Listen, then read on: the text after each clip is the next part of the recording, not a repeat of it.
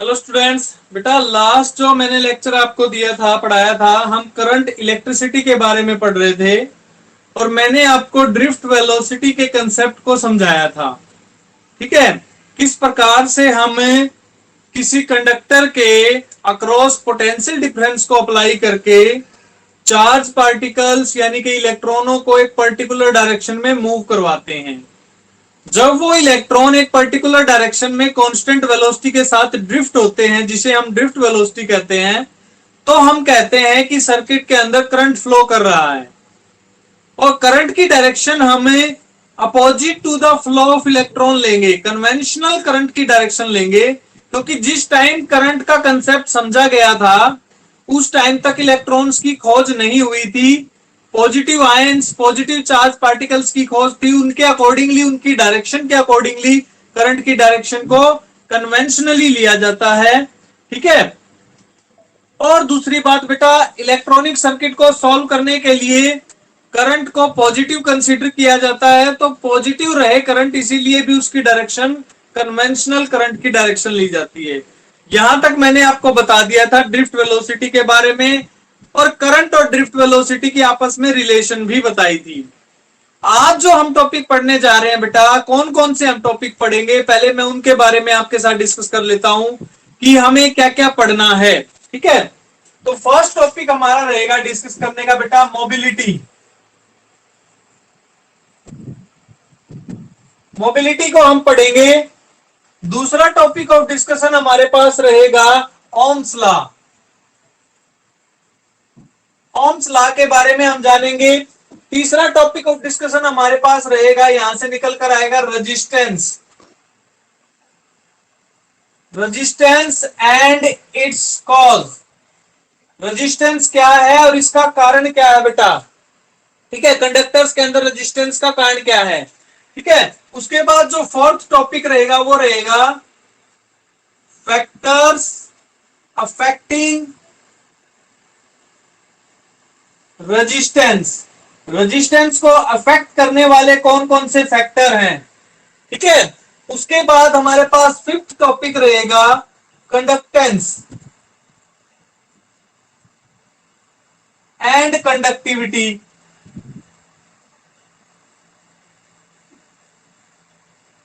Conductance और conductivity हमारा next topic रहेगा। उसके बाद नेक्स्ट टॉपिक मैं आपको करवा चुका हूं, एक बार फिर से बताऊंगा, microscopic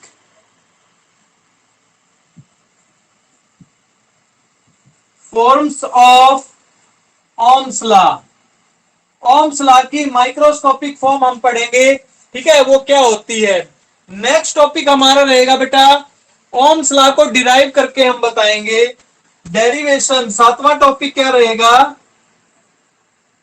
derivation of Ohm's law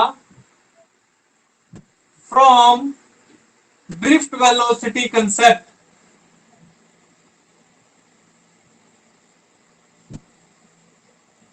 मेरी आवाज आ रही है सभी बच्चों को साफ। Yes sir. और लास्ट टॉपिक हमारा रहेगा बेटा limitations of Ohm's law. Limitations of Ohm's law. बेटा मैंने ये सारे टॉपिक इसीलिए लिखे हैं ताकि आपको पता रहे कि आपको आज करना क्या है, और दूसरा जब आप नोट्स बनाओगे तो भी आपको ध्यान में रहे कि सर ने कौन सा टॉपिक किस दिन करवाया था। ठीक है, तो यहां पर बेटा देखो, एक्चुअली में देखा जाए तो हम सारा का सारा काम जो है एक ही टॉपिक पर करेंगे। कहने में 8 टॉपिक मैंने आपको बताए हैं, बट ध्यान से देखो तो ये आठों के आठों टॉपिक एक पर्टिकुलर टॉपिक को एक्सप्लेन करेंगे, और वो टॉपिक होगा ओम्स लॉ। देखो बेटा, ये सारी की सारी चीजें ओम्स लॉ से रिलेटेड चीजें हैं, तो इसीलिए हम एक्चुअली में सिर्फ 2 ही टॉपिक करने जा रहे हैं, बट उन 2 टॉपिक्स को हमने सब डिवाइड कर दिया इनटू 8 टॉपिक्स। तो आपको आज का कंटेंट समझ में आ गया होगा कि what we are going to study today. ठीक है, तो मैं शुरू करता हूं बेटा अपनी फर्स्ट टॉपिक से, वो हमारी है मोबिलिटी। आपको ये पता है कि जब देखो बेटा, जब भी हमें मान लिया मेरे पास ये कंडक्टर है ये कंडक्टर है बेटा। इस कंडक्टर में फ्री इलेक्ट्रॉन होते हैं, आपको सबको पता है। फ्री इलेक्ट्रॉन्स यहां पर रैंडमली मूव करते हैं। कब तक बेटा? जब तक इसके अक्रॉस पोटेंशियल अप्लाई नहीं करते। जैसे ही हम इस कंडक्टर को बैटरी की सहायता से जोड़ देते हैं, तो हमने क्या किया बेटा? इसके दोनों टर्मिनल्स के अक्रॉस पॉजिटिव और नेगेटिव पोटेंशियल डेवलप कर दिया। ऐसा करने से क्या होता है? ऐसा करने से पॉजिटिव टर्मिनल से नेगेटिव टर्मिनल की तरफ इलेक्ट्रिक फील्ड सेटअप होती है, ये सबको पता है, ठीक है। Yes, sir. और ये इलेक्ट्रिक फील्ड फोर्स लगाती है किसके ऊपर? इन इलेक्ट्रॉनों के ऊपर, जिसका नाम होगा इलेक्ट्रिक फोर्स। इस इलेक्ट्रिक फोर्स की वजह से ये इलेक्ट्रॉन जो है पॉजिटिव टर्मिनल की तरफ ड्रिफ्ट करना शुरू कर देते हैं, भागना शुरू कर देते हैं। किस वेलोसिटी के साथ बेटा? वो वेलोसिटी मैंने आपको समझा रखी है, ड्रिफ्ट वेलोसिटी। इतना काम मैंने आपको पहले करवा रखा है। अब हमें बताना है कि what is the mobility of A electron. Mobility हमें क्या बताती है बेटा? ठीक है, तो how fast A charge particle is moving, इसके बारे में जो जानकारी है, इस क्वेश्चन का जो आंसर है how fast A charge particle is moving, वो मोबिलिटी बताएगी बेटा।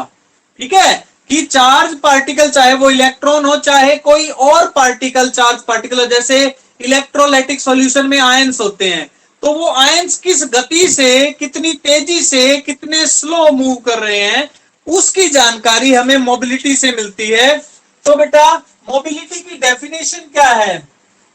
It is the ratio of drift velocity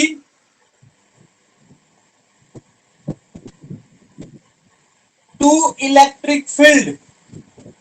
ठीक है, ये किसकी रेशियो है बेटा? ड्रिफ्ट वेलोसिटी की और इलेक्ट्रिक फील्ड की रेशियो है। यहां से भी आपको पता चल रहा बेटा, देखो जितना ज्यादा पोटेंशियल डिफरेंस अप्लाई करोगे उतनी ही स्ट्रॉन्ग इलेक्ट्रिक फील्ड जनरेट होगी, और जितनी स्ट्रॉन्ग इलेक्ट्रिक फील्ड जनरेट होगी उतनी ही तेज गति से ये इलेक्ट्रॉन ड्रिफ्ट होंगे। किसकी तरफ? पॉजिटिव टर्मिनल की तरफ। तो इसका मतलब बेटा मोबिलिटी ऑफ द कंडक्टर्स, और we can say that of the electrons, क्योंकि कंडक्टर्स में फ्री चार्ज पार्टिकल इलेक्ट्रॉन्स होते हैं, तो इलेक्ट्रॉन्स की जो मोबिलिटी है वो किस बात पर डिपेंड करती है बेटा? Drift velocity of electrons and electric field applied across the, ध्यान से देखो बेटा, अक्रॉस द कंडक्टर। ठीक है, तो ये डेफिनेशन है किसकी? मोबिलिटी की। अब आपको पता है कि ड्रिफ्ट वेलोसिटी का क्या फार्मूला था हमारा? रौनक बताओगे बेटा ड्रिफ्ट वेलोसिटी का क्या फार्मूला बताया था?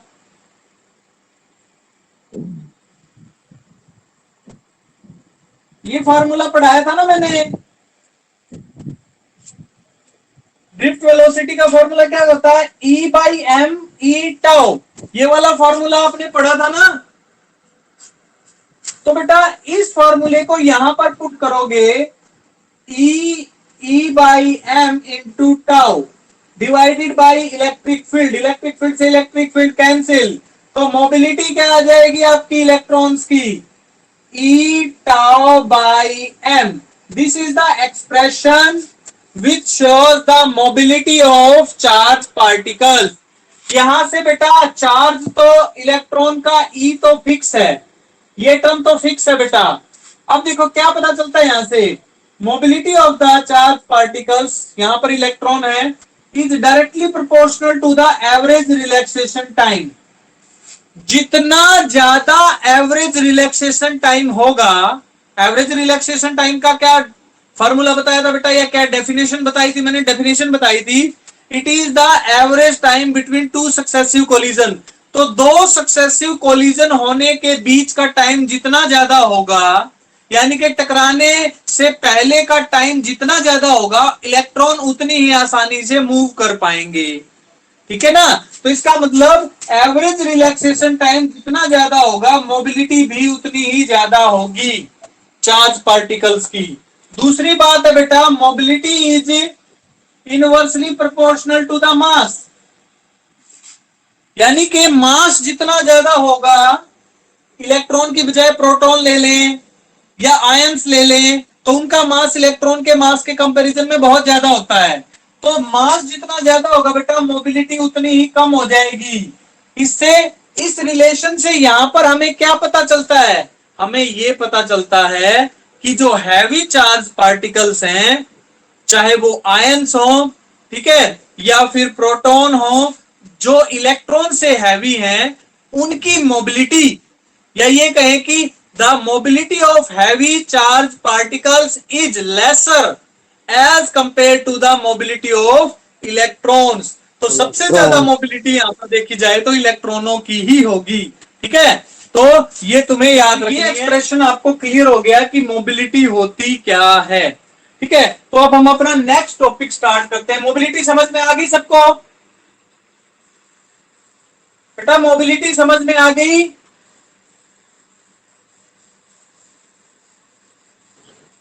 मेरी आवाज आ रही है? बताओ भाई, आवाज आ रही है या नहीं आ रही? देखो अब नेक्स्ट टॉपिक हम स्टार्ट करते हैं। मोबिलिटी वाला टॉपिक हमारा हुआ, ये हमें बताएगी, फिर से बता रहा हूं, क्या बताएगी हमें? ये हमें बताएगी how fast A charge particle is moving in close circuit. तो मोबिलिटी के बारे में एक जानकारी हमें मिल गई कि कितनी तेजी से एक चार्ज पार्टिकल क्लोज सर्किट में मूव कर रहा है। अब बात करते हैं बेटा दूसरी ओम्स लॉ की। ओम्स लॉ को भी हम डिफाइन करेंगे, उससे पहले बेटा हम एक सर्किट बना लेते हैं। फिर से वही आसान सा सर्किट रहेगा। एक कंडक्टर लिया ओम ने एक्सपेरिमेंट किए थे बेटा। ओम ने एक्सपेरिमेंट किए, उन्होंने area of cross section A और लेंथ एल, एक कंडक्टर लिया जिसका area of cross section A था और लेंथ एल थी, उसको कनेक्ट कर दिया एक बैटरी के साथ। ठीक है, इस बैटरी के बेटा यहां पर पैरेलल में, कंडक्टर के पैरेलल में क्या लगा दिया? Volt meter. ठीक है, ये प्लस हो गया टर्मिनल, ये माइनस, और सीरीज में क्या लगा दिया यहां पर?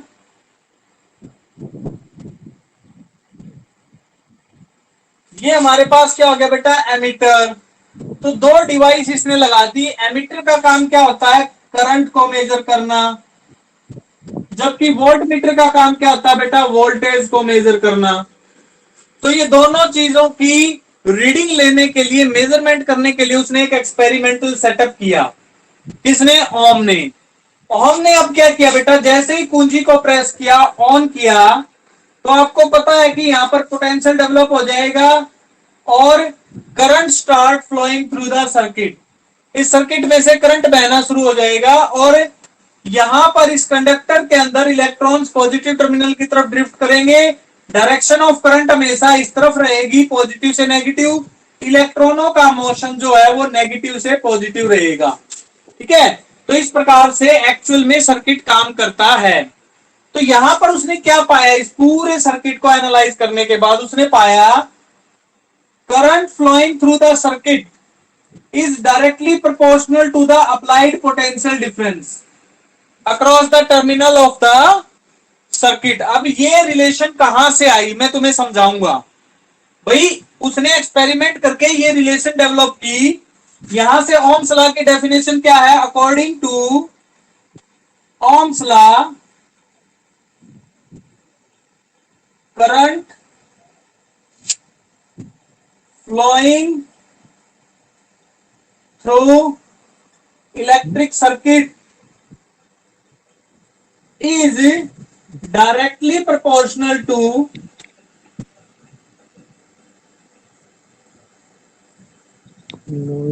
applied potential difference। भाई माइक किसका ऑन है? कुछ पूछना है क्या बेटा? सर बेटा ये हाँ बोलो। करवा डायग्राम दोबारा क्या बताओ क्या? सर एक बार। डायग्राम दोबारा बताओ Ohm's sir. Law, Ohm's law. Yes sir. Yes sir. देखो बेटा, ओम्स लॉ में क्या बताया गया, पहले ध्यान से सुनो। ओम्स लॉ कब दिया गया? ओम ने, एक साइंटिस्ट था जिसने एक एक्सपेरिमेंट किया, और उस एक्सपेरिमेंट का जो रिजल्ट आया उसको उसने लॉ की फॉर्म में रिप्रेजेंट किया। देखियो कैसे किया उसने। उसने एक सिंपल सा इलेक्ट्रॉनिक सर्किट लिया, उसने एक कंडक्टर लिया और उस कंडक्टर को बैटरी और कुंजी से जोड़ दिया। रीडिंग लेने के लिए उसने वोल्ट मीटर को पैरेलल में लगा दिया और एमीटर को सीरीज में लगा दिया। जैसे ही उसने वोल्टेज को अप्लाई किया, तुम्हें ओम्स लॉ का एक्सपेरिमेंट भी करवाऊंगा मैं, तो ओम्स लॉ में जैसे उसने पोटेंशियल डिफरेंस अप्लाई किया तो करंट, क्लोज सर्किट में करंट बहने लगा। ऐसे करंट की डायरेक्शन हमेशा पॉजिटिव से नेगेटिव की तरफ होती है, इलेक्ट्रॉनों की डायरेक्शन नेगेटिव से पॉजिटिव की तरफ होती है, ये ध्यान रखना। तो क्या पाया उसने?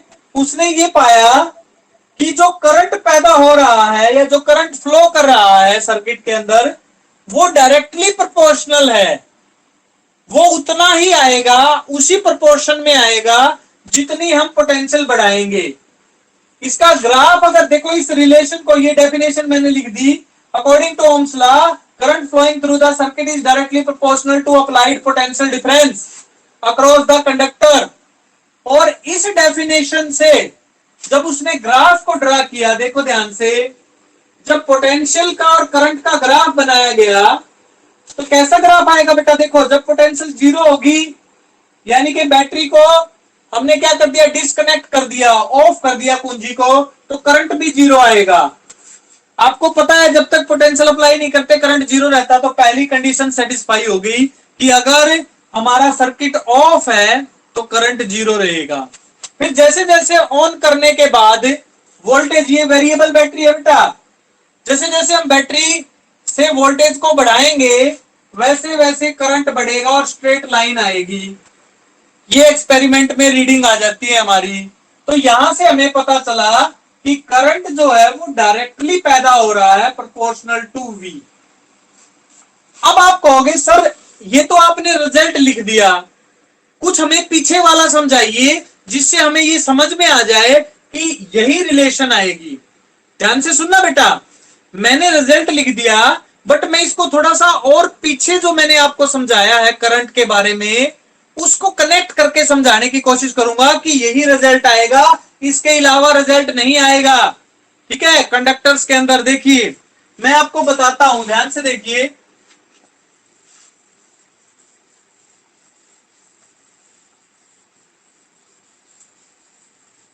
अब मैं आपकी प्रीवियस नॉलेज के अकॉर्डिंग देखिए बेटा, बात करता हूं। आपने सीखा कि जैसे ही हम सर्किट को क्लोज करते हैं, electron start drifting towards the positive terminal of the battery with A drift velocity.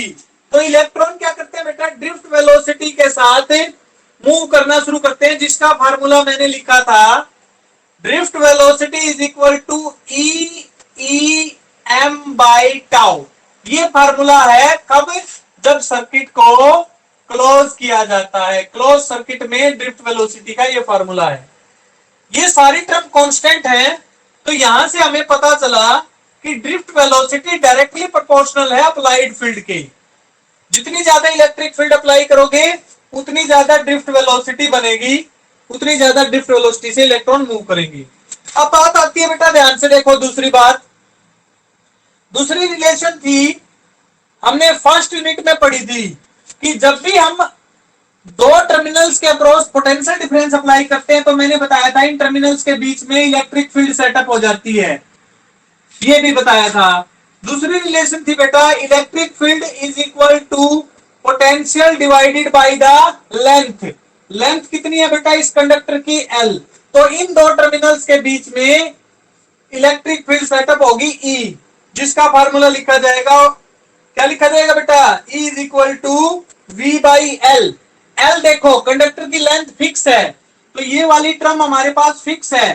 तो यहां से क्या सीखा हमने, यहां से हमने सीखा E is directly proportional to V। दूसरी इक्वेशन निकल कर आ गई भाई।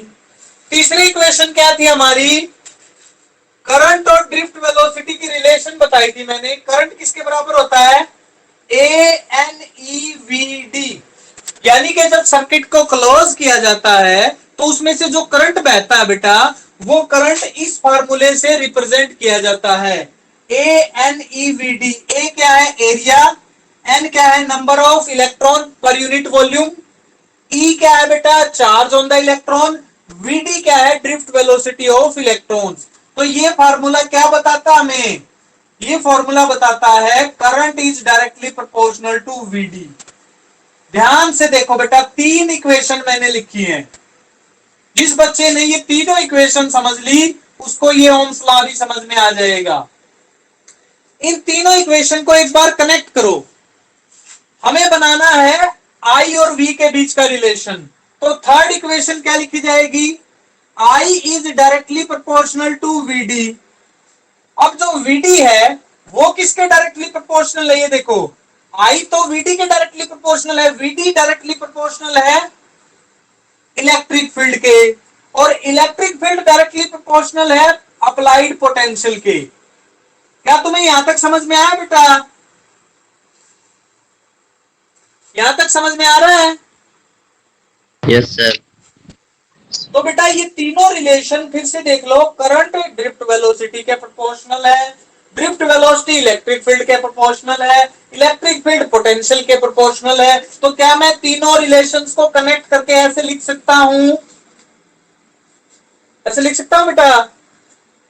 Yes sir. तो देखो हमें क्या पता चला, ओवरऑल ये सारी चीजें प्रोपोर्शनल है। तो क्या मैं ये भी लिख सकता हूं कि इस पूरी इक्वेशन को एनालाइज करने से हमें पता चला कि current is directly proportional to applied potential difference. समझ में आ रहा है ना? तो यहां से इसको बोला जाता है ओम्स लॉ। क्या बोला जाता है? Ohm's law. तो मेरे ख्याल से अब आपको ओम्स लॉ की डेफिनेशन क्लियर हो गई होगी कि किस आधार पर दी गई है। फिर से सुनो, ये ओम्स ने क्या किया? इन तीनों इक्वेशंस को स्टडी किया। कैसे स्टडी किया? पोटेंशियल अप्लाई की। सबसे पहले पोटेंशियल अप्लाई करने से कंडक्टर के अक्रॉस इलेक्ट्रिक फील्ड सेटअप हो गई। इलेक्ट्रिक फील्ड सेटअप होने से इलेक्ट्रॉनों ने ड्रिफ्ट करना शुरू कर दिया। ड्रिफ्ट करने से इस सर्किट में करंट पैदा हो गया। तो इन तीनों रिलेशंस को जो प्रीवियस टॉपिक्स में हमने पढ़ी थी, तो उनको एनालाइज करने से हमें पता लग जाता है कि एक्चुअल में जो करंट पैदा हुआ है, ये करंट इस पोटेंशियल डिफरेंस की वजह से ही पैदा हुआ है। तो ये ओम्स लॉ समझ में आ गया बेटा? Yes sir. पिक्चर क्लियर होगी? और ओम्स लॉ का जो ग्राफ है वो ये आएगा, यहां से प्रूव हो रहा है, स्ट्रेट लाइन ग्राफ आ रहा है। ठीक है, तो ये रिजल्ट हमारे पास डेवलप होता है ओम्स लॉ का। अब इस रिलेशन को स्टडी करने की कोशिश करेंगे जो हमारे पास आई है। हमारे पास V is directly proportional to I आ गया। V is equal to proportionality का निशान हटा देंगे बेटा, इसकी जगह हम कांस्टेंट ले लेंगे। This is your constant of proportionality. इसको क्या बोला जाता बेटा? R। R को हम सर्किट में रिप्रेजेंट करेंगे। अब नाम देंगे बेटा इसको रेजिस्टेंस। इसकी डेफिनेशन बाद में पढ़ेंगे, अभी समझ लो इसको क्या है, रेजिस्टेंस नाम दे दिया। रेजिस्टेंस यानी कि सर्किट के अंदर जैसे ही हमने पोटेंशियल अप्लाई किया, करंट बहने लगा, और करंट ऐसे बहता है कि वो प्रोपोर्शनल रहता है। किसके प्रोपोर्शनल रहता है बेटा? पोटेंशियल डिफरेंस के। ना तो वो ज्यादा बहुत ज्यादा बढ़ जाता, ना बहुत ज्यादा कम रहता। जैसे जैसे पोटेंशियल बढ़ रही है वैसे वैसे करंट प्रोपोर्शनलिटी में बढ़ रहा है। तो उसको प्रोपोर्शनल रखने का एक रीजन है, a term which is responsible. एक ऐसा फैक्टर है जो रिस्पॉन्सिबल है करंट को प्रोपोर्शनल रखने के लिए। उस फैक्टर का नाम है बेटा रेजिस्टेंस। क्या नाम है उसका? रेजिस्टेंस। और रेजिस्टेंस की डेफिनेशन यहां से बाद में बनाएंगे। पहले R क्या निकल के आया? R is known as V by I। देखो बेटा R की परिभाषा क्या लिखी गई यहाँ पे? V बटे I। V बटे I क्या हो गया? V क्या है बेटा? पोटेंशियल, और I क्या है? करंट।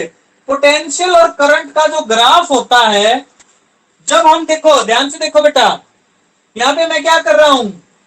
पोटेंशियल और करंट के ग्राफ की जो रेशो बन रही है, उस रेशो को क्या रिप्रेजेंट करेंगे हम? स्लोप से। तो slope of V I graph, ठीक है बेटा। जो वी आई ग्राफ है, वोल्टेज करंट ग्राफ का जो स्लोप है, उसको हम रेजिस्टेंस बोलेंगे ग्राफ के माध्यम से, ठीक है। तो हमें इसको क्या डिफाइन करेंगे? Resistance is defined as the slope of V I graph, ठीक है। तो एक परिभाषा रेजिस्टेंस की यहां से निकल गई। दूसरी बात क्या है बेटा? ये टर्म और ये टर्म प्रोपोर्शनलिटी में बढ़ रही है, इसलिए जो रेशो आएगी, ये रेशो एक कांस्टेंट आएगी। क्या आएगी बेटा? एक कांस्टेंट रेशो आएगी। तो ये जो फैक्टर है, रेजिस्टेंस जो है कंडक्टर का, एक कांस्टेंट टर्म है, ठीक है। अभी के लिए रेजिस्टेंस क्या बेटा? अगर हम वोल्टेज और करंट के आधार पर स्टडी करें तो resistance is a constant term, ठीक है। तो अब मैं इसको डिफाइन करूंगा। तुम्हें पता चल गया यहां पर रेजिस्टेंस के बारे में। रेजिस्टेंस किसे कहते हैं? रेजिस्टेंस की डेफिनेशन अभी देनी है। रेजिस्टेंस को slope of voltage current graph से रिप्रेजेंट किया जाता है। It is a constant term. पूछना बेटा कुछ? बेटा कुछ पूछना है? No sir. भाई माइक माइक ऑफ करो। Okay sir. देखो बेटा, अब नेक्स्ट पॉइंट क्या आता है हमारे पास? हमने ओम्स लॉ से क्या सीखा? ओम्स लॉ से हमने ये सीखा V is equal to I R. बहुत इंपॉर्टेंट रिलेशन है ये, न्यूमेरिकल्स में और इलेक्ट्रॉनिक सर्किट्स में यूज होने वाली, सबसे ज्यादा यूज होने वाली इक्वेशन है बेटा ओम्स लॉ की। तो V is equal to I R. और याद रखना, ये रिलेशन कब यूज की जाती है? V is equal to I R जब हमारा सर्किट पहली बात तो क्लोज हो। क्लोज सर्किट में इसका इस्तेमाल किया जाता है। और बेटा ये जो आई आर है ना, ये अक्रॉस द कंडक्टर ड्रॉप जो होगी, कंडक्टर के अक्रॉस जो वोल्टेज ड्रॉप होगी बेटा, उसको लिखा जाता है। जैसे मान लिया एक कंडक्टर है जिसका रेजिस्टेंस है आर। उस रेजिस्टेंस में से जब तक करंट नहीं जाएगा, ध्यान रखना, जब तक इस रेजिस्टेंस में से करंट नहीं जाएगा, हम V बराबर आई आर नहीं लिखेंगे। केवल तभी लिखेंगे जब करंट जाएगा, ठीक है। तो ये बात समझ में आ गई तुम्हें?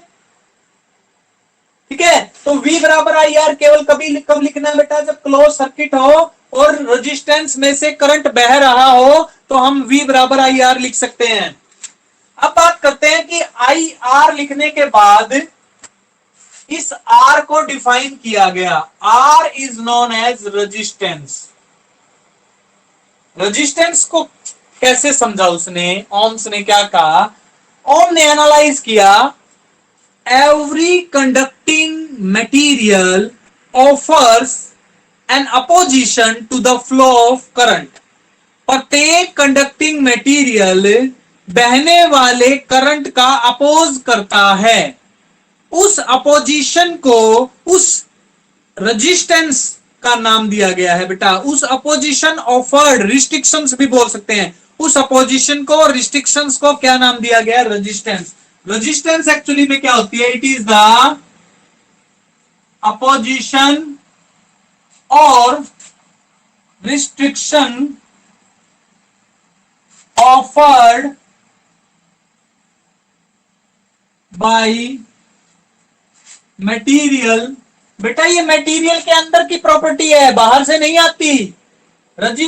अपोजिशन और restrictions offered by material when I current flows through it. ये तभी पैदा करेगा बेटा, रेजिस्टेंस तभी आता है, रेजिस्टेंस का कंसेप्ट तभी आता है सर्किट में जब करंट बह रहा हो। और करंट कब बहता है? जब सर्किट क्लोज हो। तो बेटा क्लोज सर्किट के बिना रेजिस्टेंस का कंसेप्ट नहीं काम करेगा, ये याद रखना, ठीक है। इतना समझ में आ गया? तो आर की डेफिनेशन क्या थी? डेफिनेशन एक और बन जाएगी, it is the ratio of voltage to the current. बेटा अप्लाइड वोल्टेज और करंट फ्लोइंग की जो रेशियो होती है वो भी रेजिस्टेंस ही कहलाती है। क्योंकि इसको ओम ने डिस्कस किया था, ओम ने इस लॉ को खोजा था, तो इसीलिए रेजिस्टेंस को मेजर किया जाता है ओम में। इकाई एसआई यूनिट है इसकी ओम, ठीक है, तो ये इसकी एसआई यूनिट रहेगी। तुम्हें समझ में आ गया रेजिस्टेंस की एसआई यूनिट क्या है, ठीक है, तो ये तुम्हें याद रखना है। क्या तुम्हें इतना समझ में आया बेटा, इतना Yes, समझ sir. में आ गया? यस अब सर। तुम्हारे दिमाग, अच्छा समझ में आ गया, तो तुम्हारे दिमाग में क्वेश्चन नहीं आया? तुम्हारे दिमाग में क्या ये क्वेश्चन नहीं आया कि सर ये रेजिस्टेंस किस कारण से होता है? तुमने ये तो सीख लिया कि सर्किट में करंट बहेगा तो रेजिस्टेंस पैदा होगा, मटेरियल जो है अपोज करेगा। अभी अभी मैंने बताया जैसे ही सर्किट में करंट बहेगा तो ये जो मटेरियल है ना, ये मटेरियल अपोज करेगा किसका? करंट का। इतनी बात मैंने तुम्हें समझाई, तुम्हें समझ में भी आ गई। लेकिन अब तुमने ये नहीं सोचा कि सर ये अपोज क्यों करेगा, ऐसा कौन सा फैक्टर है मटेरियल के अंदर, ऐसा क्या है? दिमाग में क्वेश्चन आना चाहिए कि सर मटेरियल के अंदर ऐसा क्या है जिसकी वजह से वो अपोज कर रहा है। तो अभी हम जो पढ़ेंगे वो होगा इस रेजिस्टेंस का कारण। What is the cause of this resistance in the conductor, ठीक है। तो हमारा अब क्या डिस्कशन रहेगा बेटा? Cause of resistance. इसका रेजिस्टेंस का क्या कारण है? फिर से इसके कंसेप्ट पे आते हैं, इसके एनालिसिस पे आते हैं बेटा। देखिए क्या होता है जब फ्री इलेक्ट्रॉन होते हैं बेटा। रौनक बताना बेटा, ये जो कंडक्टर है, इस कंडक्टर में ये फ्री इलेक्ट्रॉन है और Yes, मैंने sir. कोई पोटेंशियल अप्लाई नहीं किया, ओके सर। तो इन इलेक्ट्रॉनों के ऊपर या इनका मोशन कैसा होगा? जब सर आपने कोई डिफरेंस या करंट अप्लाई नहीं किया तो सर ये फ्रीली मूव करेंगे। फ्रीली मूव करेंगे, रैंडम मोशन होगा। Yes sir. रैंडम मोशन होगा, कोलिजन होते रहेंगे, ठीक है। और जो करंट होगा वो नेट करंट क्या होगा? जीरो। क्या जीरो। रहेगा बेटा? जीरो। अब मैंने इस पे बैटरी अप्लाई कर दी, अब क्या हुआ था बेटा? सर अब ये एक लाइन मोशन में चलने लग जाएंगे। ये सारे इलेक्ट्रॉन पॉजिटिव टर्मिनल की तरफ भागेंगे, सबको पता है ना बेटा? Yes sir. सारे के सारे इलेक्ट्रॉन किस तरफ भागेंगे? पॉजिटिव की तरफ से। लेकिन पॉजिटिव टर्मिनल की तरफ जब ये भाग रहे हैं तो रास्ते में इनके आयंस भी तो आएंगे, आएंगे ना? आयंस भी आएंगे, दूसरे इलेक्ट्रॉन भी आएंगे, तो उनके साथ इनका क्या होगा? कोलिजन होगा। क्या होगा? इसका मैं एग्जांपल लेता हूं बेटा। एक कमरे में 100 बच्चे बैठे हैं और एक दरवाजा खोल दूं मैं और कहूं बेटा बाहर जाओ। सारे बच्चे जब भागेंगे दरवाजा खुलने से, ठीक है, तो क्या होगा? वो आपस में टकराएंगे या नहीं टकराएंगे? बताओ मुझे। टकराएंगे जब सर। एकदम से दरवाजा खोला जाएगा तो क्या सारे के सारे बच्चे आपस में टकराएंगे या नहीं टकराएंगे जो बाहर की तरफ भाग रहे हैं? टकराएंगे सर। टकराएंगे, तो टकराने से क्या होगा बेटा? क्या उनकी गति, उनकी जो वेलोसिटी है उस पर इफेक्ट पड़ेगा? Yes sir.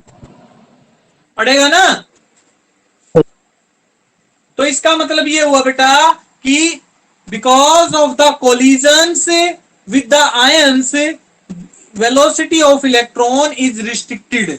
यहां पे क्या समझ में आया तुम्हें कि बिकॉज ऑफ, ध्यान से सुनना, because of collisions of electrons with ions in conductors actually restrict or decreases the velocity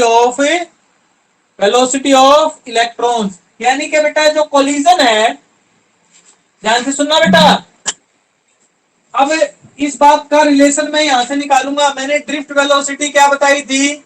drift velocity directly proportional to tau, relaxation time के डायरेक्टली प्रोपोर्शनल है। जैसे ही हमने पोटेंशियल अप्लाई की, जो इलेक्ट्रॉन है बेटा वो इधर भागने लगे, इधर भागने लगे तो कोलिजन्स होने लगे। कोलिजन जितने ज्यादा होंगे रिलैक्सेशन टाइम घट जाएगा।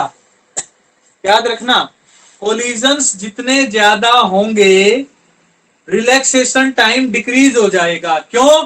क्योंकि कोलिजन ज्यादा होने का मतलब है जल्दी जल्दी होना, ज्यादा का मतलब जल्दी जल्दी। तो जितने जल्दी कोलिजन होंगे, दो कोलिजन्स के बीच का जो टाइम इंटरवल है वो कम हो जाता है। तो लार्ज कोलिजन्स का मतलब रिलैक्सेशन टाइम घट गया, रिलैक्सेशन टाइम घटने का मतलब ड्रिफ्ट वेलोसिटी घट गई, ड्रिफ्ट वेलोसिटी घटने का मतलब करंट भी डिक्रीज हो गया। इसका मतलब current is restricted, the flow of current in the circuit is restricted या opposed by the collisions produced with the ions. This is the cause of resistance. यही कारण है रेजिस्टेंस का कि ये जो रिस्ट्रिक्शंस पैदा हो रही है कोलिजन की वजह से, ये रेजिस्टेंस का कारण है। क्या सबको समझ में आ गई ये बात? Yes sir.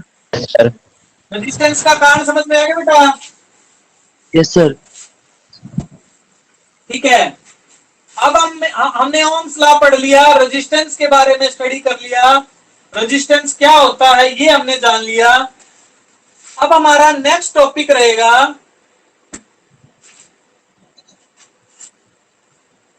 है बेटा, अब ये रेजिस्टेंस की जानकारी तुम्हें हो चुकी है। अब मैं बता रहा हूं what are the factors affecting resistance. पहले तो मुझे ये बताइए बेटा, टाइम कितना हो गया? 10:44 हो गए सर। 11 10:44। बजने में कितना टाइम बचा हुआ है? 16 मिनट सर। 16 मिनट बचे हैं सर। टाइम बताओ बेटा। 16 मिनट बचे हैं सर। ठीक है बेटा, मैं अभी हम स्कोर कर सकते हैं यहां पर, इसको कंप्लीट करेंगे, इसको ध्यान से समझिए। 16 मिनट है, 16 मिनट में हमारा ये टॉपिक हो जाएगा। बाद वाला जो बचा हुआ पोर्शन है वो नेक्स्ट लेक्चर में हम कंप्लीट करेंगे। देखिए, फैक्टर्स अफेक्टिंग रेजिस्टेंस। रेजिस्टेंस को कौन से ऐसे फैक्टर्स हैं जो अफेक्ट करते हैं? अब आपको ये तो पता चल गया कि सर्किट, ये मैंने सर्किट ले लिया, क्लोज सर्किट, एक कंडक्टर ले लिया जिसका area of cross section A है, जिसकी लेंथ एल है, ठीक है, और इसके अक्रॉस हमने क्या अप्लाई कर दिया? पोटेंशियल डिफरेंस अप्लाई कर दिया। सर्किट को जैसे ही की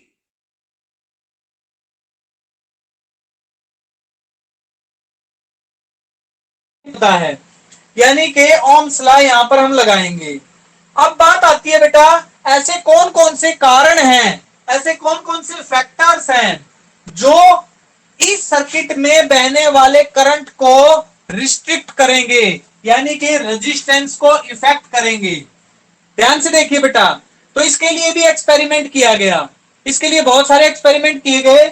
पहले ओम ने क्या किया, उसने कंडक्टर जो था ना उसकी लेंथ को चेंज किया बेटा। सबसे पहला उसका एक्सपेरिमेंट था, फर्स्ट एक्सपेरिमेंट क्या था? On changing length of conductor. बेटा जो वो कंडक्टर यूज कर रहा था, उस कंडक्टर की लेंथ को उसने चेंज किया। ये कंडक्टर मान लिया एल लेंथ का है, इसको 2L कर दिया, अगली बार इसकी लेंथ दोगुनी कर दी, अगली बार इसकी लेंथ हाफ कर दी। तो अलग अलग प्रकार से उसने जब लेंथ को चेंज किया तो क्या पाया ओम्स ने ये पाया, on changing the length of the conductor resistance also change.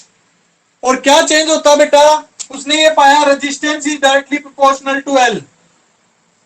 Resistance directly proportional आता है एल के, यानी कि लेंथ बढ़ाने से रेजिस्टेंस बढ़ जाता है और लेंथ घटाने से रेजिस्टेंस क्या हो जाता है? कम हो जाता है। इसका एग्जांपल बताता हूं बेटा, पानी की पाइप, वाटर पाइप ले लेते हैं हमें।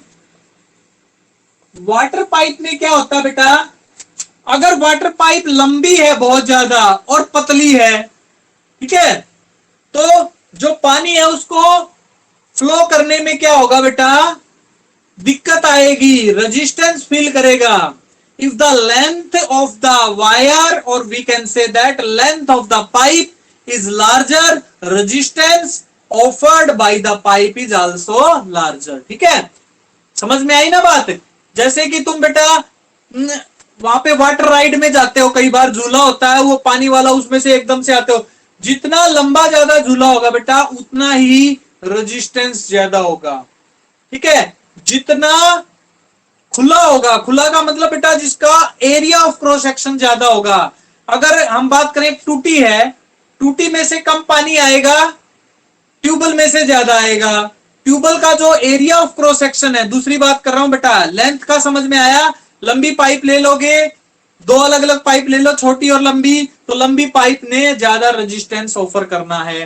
ठीक है, तो पहली बात क्या समझ में आई, resistance offered by the wire of larger length is directly proportional to the length of the conductor। ठीक है, if the length is larger, अगर लेंथ को इंक्रीज करोगे तो रेजिस्टेंस बढ़ जाएगा, अगर डिक्रीज करोगे तो रेजिस्टेंस भी डिक्रीज हो जाएगा। पहली बात ये। दूसरा एक्सपेरिमेंट क्या किया बेटा, इस कंडक्टर की बजाय इसका एरिया ऑफ क्रॉस सेक्शन जो है, देखो अब की बार मैंने एरिया कम कर दिया, बढ़ा, अगली बार मैंने एरिया बढ़ा दिया, मैं अलग अलग तरीके से कर रहा हूं। तो हमने यहाँ पे थर्ड क्या किया बेटा, दूसरे 3 बार क्या किया, एक बार एरिया घटा दिया, एक बार बढ़ा दिया, एक बार सेम रख दिया, यानी कि एरिया को ए से 2a कर दिया या a बाई हाफ कर दिया। एरिया को चेंज करने से भी ये पाया गया, यानी कि यहां पर नेक्स्ट ऑब्जर्वेशन क्या थी, on changing cross sectional area, on changing cross sectional area को बढ़ाने घटाने से क्या पाया गया, resistance is inversely proportional to area. जितना ज्यादा एरिया होगा उतना ही करंट ज्यादा होगा, और करंट ज्यादा होने का मतलब रेजिस्टेंस कम होगा, और जितना कम एरिया होगा उतना करंट कम फ्लो करेगा, और उसका मतलब रेजिस्टेंस ज्यादा होगा। इसीलिए इनवर्सली रिलेशन आई है। 2 फैक्टर ये हो गए। तीसरा फैक्टर था बेटा टेम्परेचर का, टेम्परेचर ऑफ कंडक्टर। टेम्परेचर कैसे इफेक्ट करता बेटा, अगर हम किसी कंडक्टर का, मान लिया इस कंडक्टर का टेम्परेचर बढ़ा दें, तो टेम्परेचर बढ़ाने से यह पाया गया resistance is directly proportional to temperature. जितना ज्यादा टेम्परेचर बढ़ेगा उतना ही रेजिस्टेंस बढ़ेगा। कारण क्या है, टेम्परेचर बढ़ाने से इलेक्ट्रॉनों को थर्मल एनर्जी मिलेगी, थर्मल एनर्जी मिलेगी तो वो जल्दी जल्दी कोलाइड करेंगे। ध्यान देना बेटा, टेम्परेचर बढ़ेगा तो थर्मल वेलोसिटी बढ़ेगी, थर्मल वेलोसिटी बढ़ेगी बेटा, और थर्मल वेलोसिटी बढ़ेगी तो कोलिजन्स बढ़ जाएंगे, कोलिजन से बढ़ जाएंगे, याद रखना। ठीक है, कोलिजन जितने ज्यादा बढ़ेंगे उतना ही ज्यादा रिलैक्सेशन टाइम कम हो जाएगा, और रिलैक्सेशन टाइम कम हो जाएगा तो रेजिस्टेंस बढ़ जाएगा। ठीक है, कोलिजन बढ़ने का मतलब रेजिस्टेंस बढ़ना ही होता है। तो कोलिजन जितने जल्दी जल्दी टकराएंगे आयंस के साथ, रेजिस्टेंस उतना ही बढ़ेगा। तो ये थर्ड रिलेशन तुम्हें समझ में आनी चाहिए। और लास्ट रिलेशन है, लास्ट फैक्टर है, वो है बेटा material, nature of material, materials nature. जो हम मटेरियल यूज करते हैं, जरूरी नहीं है बेटा सारे के सारे, याद रखना ये बात, हर मटेरियल का रेजिस्टेंस अलग अलग होता है। कॉपर, सिल्वर, आयरन, ठीक है, या एल्यूमिनियम या गोल्ड, इन सबको जब तुम सर्किट में यूज करोगे तो every material offer different resistance. ये बात भी आपको याद रखनी है। इन सारे के सारे जो ऑब्जर्वेशन थी, इन सारों को मैं कनेक्ट कर देता हूं, और finally we come to the point. इन चारों बातों को कनेक्ट करके हमें पता चला, क्या पता चला हमें, जो रेजिस्टेंस है वो डायरेक्टली प्रोपोर्शनल टू लेंथ है और इनवर्सली प्रोपोर्शनल टू एरिया है। It is equal to rho L by A. अब ये रो क्या आ गया, इस रो को बोलते हैं रेजिस्टिविटी, रेजिस्टिविटी या स्पेसिफिक रेजिस्टेंस, रेजिस्टिविटी या स्पेसिफिक रेजिस्टेंस भी बोलते हैं बेटा। तो ये जो रेजिस्टिविटी है केवल ये डायमेंशंस पे डिपेंड नहीं करती, याद रखना। Resistance depends on dimensions also, resistance depends on dimensions of the conductor also, but resistivity does not on dimensions. बेटा कंडक्टर के डायमेंशन क्या है, कितनी लंबाई है, कितना एरिया, उस बात का रजिस्टिविटी पर कोई फर्क नहीं पड़ता। तो रजिस्टिविटी किस पर डिपेंड करती है, नेचर पर, नेचर ऑफ मटेरियल पर। चार फैक्टर बताए थे ना बेटा मैंने आपको, चार में से डायमेंशंस वाले दो फैक्टर थे, वो तो मैंने निकाल दिए। तो रजिस्टिविटी एक तो नेचर ऑफ मटेरियल पर डिपेंड करेगी, दूसरी टेम्परेचर पर डिपेंड करेगी। इन दो फैक्टर्स पर रजिस्टिविटी डिपेंड करती है। यदि मैं लेंथ को 1 मीटर ले लूं और एरिया को 1 मीटर स्क्वायर ले लूं, मतलब मैंने एक कंडक्टर ले लिया जिसकी लंबाई है 1 मीटर, जिसका एरिया है 1 मीटर स्क्वायर, तो मैं क्या कहूंगा, आर बराबर है, ये भी 1 हो गया, ये भी 1 हो गया, तो क्या हो जाएगा, ये आर बराबर है रो। तो इसकी डेफिनेशन हम दे सकते हैं। मैं कंक्लूड कर रहा हूं अपनी बात को, resistivity is defined as the resistance of a conductor